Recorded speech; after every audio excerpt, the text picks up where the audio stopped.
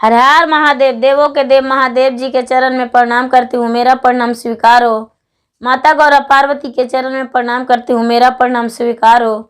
गणपति ललनवा के चरण में प्रणाम करती हूँ, मेरा प्रणाम स्वीकार हो। सब गुरु भाई बहनों के चरण में प्रणाम करती हूँ, मेरा प्रणाम स्वीकार हो। माता पिता के चरण में प्रणाम करती हूँ, मेरा प्रणाम स्वीकार हो। हरेंद्र भैया नीलम दीदी के चरण में प्रणाम करती हूँ, मेरा प्रणाम स्वीकार हो। गुरु भाई बहन, मैं एक कथा सुनाने जा रही हूँ, इस कथा को पूरा सुनिए और रहस्य जानिए। आधी नहीं, आधी सुनने में शिव गुरु का अपमान होती है, पूरा सुनने में ज्ञान होती है, इसलिए कथा को पूरा सुनिए और रहस्य जानिए। हर हर महादेव, घर घर महादेव। गुरु भाई बहन, लोग कहते हैं सतयुग और कलयुग। सतयुग में क्या था और कलयुग में क्या है? तो एक गांव में एक साधु रहते थे। साधु बाबा मंदिर के पुजारी थे, मंदिर में पूजा करते थे, शंकर भगवान के पूजा करते थे, शंकर भगवान के भजन करते थे और शंकर भगवान के नाम से चर्चा कराया करते थे। जो भी मंदिर जाते थे वो साधु बाबा खाली हाथ किसी को नहीं लौटने देते थे। वो थोड़ी सी हाथ पे प्रसादी दे दिया करते थे और उसके बाद ही वहां से मंदिर से आने देते थे। साधु बाबा जो थे वो पूरे गांव में घूम घूम के भोजन करते थे। आज इस घर में तो कल उस घर में, तो परसों उस घर में, तो तरसों उस घर में, पूरा ऐसे करके भोजन करते थे। एक घर में कभी कोई भी कहते थे कि बाबा आप क्यों सबके यहाँ भोजन करते हैं, आप मेरे घर आ जाइए ना, आपको हम भोजन कराएंगे, प्रतिदिन भोजन कराएंगे, मेरे घर आ जाइए। लेकिन बाबा कहते थे कि नहीं, हम एक घर में नहीं रह सकते हैं बोझ बन के, क्योंकि हम मंदिर के पुजारी हैं। तो क्या एक घर में बोझ बनने को लिए हैं? नहीं। ऐसा करके और जिसके घर में जाते थे उसके घर में कहते थे, हे भगवान, हे महादेव, हम इस घर में आज भोजन करने को लिए आए हैं, जो जैसा करेगा वैसा पाएगा। हे महादेव, मुझे भोजन करवा दीजिए, हे महादेव, मुझे भोजन के लिए व्यवस्था करवा दीजिए। और ऐसा कह के उसके बाद बोलते थे कि बच्ची, हम तुम्हारे घर आज भोजन के लिए आए हैं, मुझे भोजन दे दो। भोजन दे देते थे। तो ऐसा ही करते करते सारी गांव वो भोजन करते थे और सारी गांव घूमते थे। तो एक थी जो कोई पूजा पाठ नहीं करती थी, कोई पूजा पाठ नहीं करती थी और 7 घर झगड़ा करती थी तो भोजन करती थी। बिना झगड़ा किए हुए उसका भोजन हजम नहीं होता था, नहीं पचता था, और जब झगड़ा कर लेती थी तो भूख उसे लगता था तो भोजन करती थी। उसके घर दरवाजे पे साधु बाबा गए तो अगल बगल के लोग सोच रहे थे कि आज साधु बाबा बहुत गलत दरवाजे पर चले गए हैं। हे भगवान, आज बाबा उस जगह पर भोजन करने गए हैं, पता नहीं बाबा को आज क्या बोलेगी। हे भगवान, आज उसके घर बाबा लौट जाएं तो बहुत अच्छा है। उसके घर जाकर बोले कि जो जैसा करेगा वैसा फल पाएगा। हे महादेव, मुझे मुट्ठी भर भोजन जुटा दीजिए, मुझे भोजन करवा दीजिए महादेव। आप अन्नदाता हैं, 3 लोक के मालिक हैं, कैलाश के रहने वाले हैं, कैलाश पर्वत के आप औघड़दानी हैं महादेव। आप जो हैं, आपके चरण के लिए लोग तरसते हैं, आपका चरण तो कभी दर्शन नहीं हुआ है महादेव। आप तो खुद अंतर्यामी हैं, हम दरवाजे पर आए हैं इनके घर भोजन के लिए। ऐसा कहकर और बोले कि पुत्री घर पे है? अंदर में थी, वो निकली, बोली क्या बात है बाबा, मेरे दरवाजे पे किस लिए आए हैं? बोले बाबा, पुत्री हम आज तुम्हारे दरवाजे पे भोजन के लिए आए हैं। पुत्री जो जैसा करेगा वैसा पाएगा, जो जैसा करेगा वैसा पाएगा। पुत्री हम तुम्हारे घर भोजन के लिए आए हैं। वो बोली बाबा, आज हम मेरे घर भोजन नहीं है, आप कल के आइएगा, आपको भोजन हम कल बनाएंगे। मेरे घर आप जरूर आइएगा, आपका भोजन के लिए हम इंतजार करेंगे। बोले कि ठीक है, कल ही आएंगे। बाबा उसके दरवाजे से दूसरे दरवाजे चले गए, दूसरे कोई बाबा को भोजन करा दिए। भोजन करा दिए, बाबा चल गए अपना स्थान पे।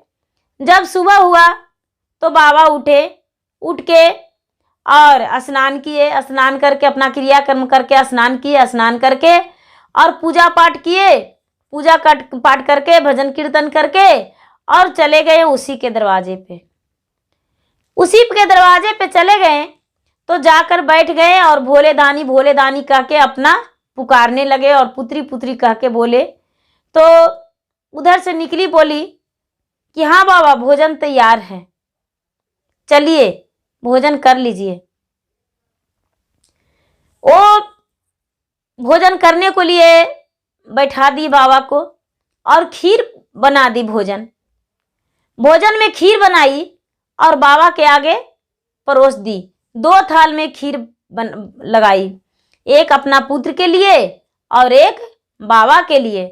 पुत्र जो था वो बोला कि माँ बाबा को भोजन हम दे दें? तो बोली कि हाँ दे दो, कोई बात नहीं, हम तो भोजन परोस दिए हैं। एक थाल में जहर डाल दी, एक थाल में भोजन में जहर डाल दी और एक थाल बिना जहर के। अपने पुत्र के लिए बिना जहर के लिए परोसी और बाबा के लिए जहर देकर परोसी। जो पुत्र था वो क्या किया कि बाबा हम आज आपको भोजन खिलाएंगे। माँ बोली नहीं बेटा, हम भोजन करा देंगे।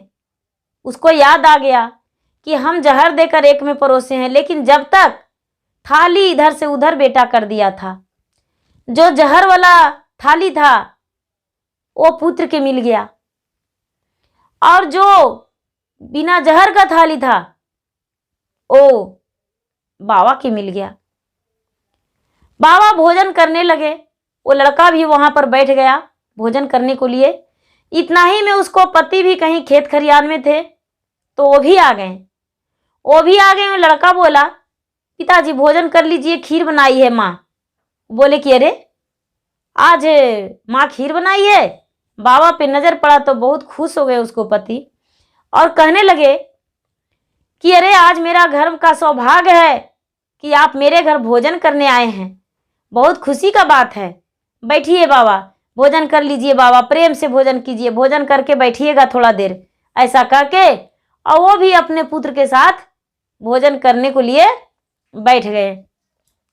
इनकी पत्नी है जो कह रही है साधु के मन ही मन कि बड़ी सधुआ कहते हैं कि जो जैसा करता है वैसा पाता है। प्रतिदिन कहता है कि हम शंकर भगवान के पुजारी हैं। आज यदि इसका मृत्यु हो जाएगा ना तो सारा लोग का हवास गुम हो जाएगा और पता चलेगा छटपटा छटपटा जब ये मरेगा तब इसका मृत्यु होगा, अकाल मृत्यु जहर खा के, तब पता चलेगा। ऐसे मन में सोच रही है। साधु बाबा भोजन करके और निकल गए। साधु बाबा भोजन करके निकल गए। उसका पति और उसका बेटे देरी तक भोजन करते रह गए, क्योंकि पति बाद में आए तो देरी तक भोजन करते रह गए। भोजन किए और भोजन में ये साधु बाबा बाहर आ गए और उसका पति और उसका बेटे भोजन किए और भोजन करके और थोड़ी देर बाद दोनों का घुमारी आने लगा। घुमारी आने लगा, दोनों गिर गए। दोनों जब गिर गए तो ये चिल्लाने लगी कि साधु मेरे घर आया, मेरा पति को जान मार दिया, मेरा बेटा को जान मार दिया। हम साधु को भोजन कराए या मेरा बेटा का जान मार दिया, मेरा पति का जान ले लिया। क्योंकि ये जहर से मरे थे लेकिन फिर भी ये ढोंग रच रही है। सारी लोग घूम जुट आए और बोले कि नहीं साधु बाबा ऐसा नहीं है। साधु बाबा तो खुद कहते हैं कि जो जैसा करेगा वैसा फल पाएगा। कुछ लोग जहां वो खीर बनाई थी वहां चले गए कि अरे वहां तो नहीं कुछ था जो थाल में गिर गया है। तो देख रहे हैं कि एक पुड़िया में जहर है। जहर है, वो वही थाल में दी थी, थाल के नीचे भी गिरा हुआ था। सारी लोग देखे कुछ जाके और बोले कि देखिए इसका जहां ये खाना बनाई थी रसोई घर में जहर का पुड़िया है, ये जहर का पुड़िया कहाँ से आया? ऐसे करके और जहर दिखाने लगे। वो बाबा बड़ी दूर चल गए थे, अपना कुटिया में जहाँ रहते थे बाबा मंदिर में, वहाँ चले गए थे। मंदिर के पास कुटिया था, मंदिर में चले गए थे। वहाँ लोग पहुँचे और जाकर बोले कि बाबा, जिस घर से आप भोजन करके आए हैं उस घर में आज एक मृत्यु हो गया है। बोले कि मृत्यु हो गया? 2 बाप बेटे जो खीर खाए वो मर गए। बोले कि बच्चा, वो जहर मेरे लिए परसाया था, जहर जो है वो मेरे लिए परसाया था, जहर उसके लिए नहीं परसाया था। वो तो निर्दोष है, उसका मृत्यु नहीं होना चाहिए, मृत्यु तो मेरा होता, लेकिन जो जैसा करता है वैसा पाता है। ऐसा कह के बाबा बोले कि देखो गांव वालों, हम कहते हैं जाओ दोनों बाप बेटे का लाश यहाँ पर धर दो, मेरे पास लाकर मंदिर के पास। कुछ लोग जाके वहां बोले कि देखिए ना बाबा ऐसे ऐसे कह रहे हैं। उसको पत्नी को नहीं जानने दिए इस बात को, उस बात को नहीं जानने दिए और ले जाकर उनका मिट्टी को उस जगह पे मंदिर के पास कुटिया के पास धर दिए।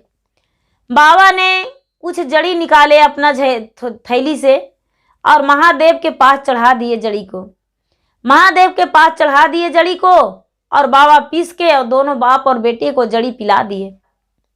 जब जड़ी पिला दिए तो दोनों कुछ देर में आंख खोल दिए। दोनों आंख खोल दिए तो कहने लगे कि बाबा, हम तो सो गए थे, हमें आप क्यों उठा दिए बाबा? आपने बहुत गलत किए। ये साधु बाबा बोले, पुत्र कच्चा नींद तुम्हारा दुश्मन जो बच्ची खोची नींद है वो सोएगा, तू तो जाग जाओ और जागे रहो सारा दिन। देखो कितने लोग हैं तुम्हारे लिए इंतजार में। जब बेचारा वो देखा दोनों बाप बेटा तो कहने लगा, अरे इतना सारे लोग क्यों आए हैं यहाँ? सारी लोग ने बताए कि आपके पत्नी बाबा के लिए जहर में खीर डाली थी, खीर में जहर डाली थी और वो खीर बाबा नहीं खाए, आप खा लिए, आपका बेटे खा लिया तो आपका मृत्यु हो गया था। ये बाबा ने जड़ी दिए हैं पीस पास के तुम्हारा मुंह में, तो तू बाप बेटा जिंदा हो गया है। बोले ऐसा? तो हाँ। उसी समय उसका पत्नी का पता चला कि मेरे पति जिंदा हो गए हैं। वो सबसे कहने लगी कि साधु बाबा मेरे पति को मार दिए थे इसलिए जीवित किए हैं। उसको पति गए और बोले कि जो किया सो अच्छा किया, लेकिन अब से भी तू सुधर जाओ, बाबा से माफी मांगो और भगवान के भक्ति में रंग जाओ, तब तो गुजारा है, नहीं तो मेरे घर से निकल जाओ। पति के कहने पर बाबा से माफी मांगा कि बाबा मेरा भूल हो गया, बहुत बड़ा हम गलती किए हैं, मेरे क्षमा कर दीजिए, गलती का पछतावा है मुझे, और आज से हम भगवान को भक्ति में रंग जाएंगे और किसी से भी हम गलत शब्द नहीं बोलेंगे, गलत नहीं करेंगे और कभी भी किसी को ऐसा नहीं करेंगे जो आज हम किए। ऐसा कह के और बाबा से माफी मांगी। बाबा उसे माफ कर दिए और बोले कि देखो ये सत्य है या नहीं, जो जैसा करते हैं वैसा फल पाते हैं। ये बोली हाँ बाबा, जो जैसा करते हैं वैसा फल पाते हैं। जब मेरे पति और मेरा पुत्र जब इस दुनिया से चला गया था तो मेरा संसार में कोई नहीं था, लेकिन हम जैसा किए वैसा फल पा लिए बाबा, अब ऐसा नहीं होगा। उस दिन से भगवान के भक्ति में रंग कर और रोज प्रतिदिन मंदिर जाने लगी और भगवान के जाप करने लगी, भगवान के भजन करने लगी और सारी लोग को चिल्ला चिल्ला कर बताने लगी कि नहीं, भगवान का भक्ति में बहुत शक्ति है, हम भी करेंगे। और लड़ाई झगड़ा करना छोड़ दी, जो कि 7 घर रोज लड़ती थी, और उस दिन से वो सती बन गई, सती सावित्री बन गई और सती सावित्री बनकर रहने लगी। अपने पति को भी बहुत प्यार देने लगी और गांव वालों से भी प्यार से रहने लगी और खुशी होकर रहने लगी। किसी से लड़ाई झगड़ा नहीं करती थी और सुखी जीवन बिताने लगी और खुश होकर रहने लगी अपने पति और अपने पुत्र अपने गांव वालों के साथ में। और भगवान के भक्ति तो एक दिन भी नहीं छोड़ी, सारी दिन जब तक अपन जी उम्र भर अपना पूजा करते रही। गुरु भाई बहना, सच कहते हैं लोग कि जो जैसा करते हैं वैसा फल पाते हैं। तो उसी प्रकार वो जो स्त्री थी, जैसा कि वैसा फल पाई थोड़ी देर के लिए, लेकिन उसका समझ तो आ गया पूरे उम्र भर तक। जैसे साधु बाबा गलत नहीं कहते थे। गुरु भाई बहना, मेरा वीडियो अच्छा लगे तो इसे लाइक कीजिए, शेयर कीजिए, सब्सक्राइब कीजिए। धन्यवाद। हर हर महादेव, घर घर महादेव।